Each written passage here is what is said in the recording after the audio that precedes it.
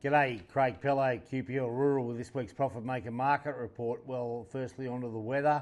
The weather's been quite mild and pretty easy to handle this week, but I think we're going to get a bit of a towel up over the weekend and next week. They're forecasting it could get up into the mid-40s next week, so yeah, make sure you protect yourself and your livestock are protected, and fingers crossed there's no wind. We can put up with the heat, but it's not much fun when there's wind there with it as well. So anyhow, have a good weekend as far as the weather goes, and onto the livestock markets this week. Well, the cattle job in Wagga on Monday, there was an increased yarding of cattle. The market held up pretty well to be nearly firm in most places, to just either side of firm anyway on a larger yarding of cattle.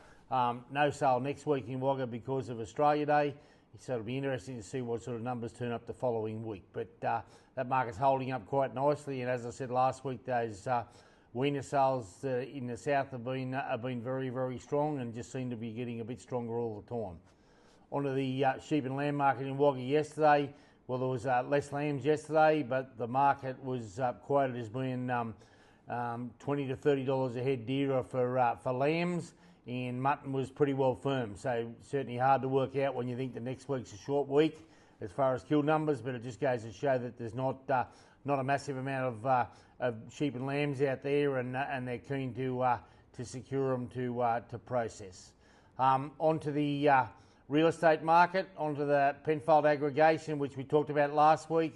The Penfold aggregation will be the three properties, Katunga, Rainsview and Springfield, will all be sold separately, and then post the auction, if they're not sold, they will be the Penfolds are looking to lease the properties out for 1 to 2 years. So anyone who's interested in looking at them from a purchasing point of view or even a lease point of view, they need to hop in and have a look over the next few weeks and get themselves organised so that they can have something to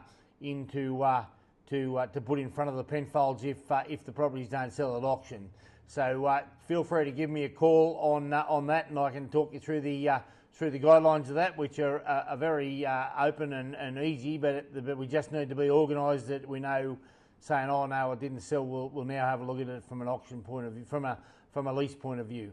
While we're on leasing, we do have a number of clients who are looking to lease some country, so some of that's grain farming country, but then as well as that, we do have some people who want to take on some grazing country. So if you have a farm or part of a farm that you don't use because you're just cropping and there's a livestock component that can be used on the farm, certainly got clients that are interested in leasing the property out. So yeah, feel free to give myself or Jordan a call, and we'll talk next week. Hooroo.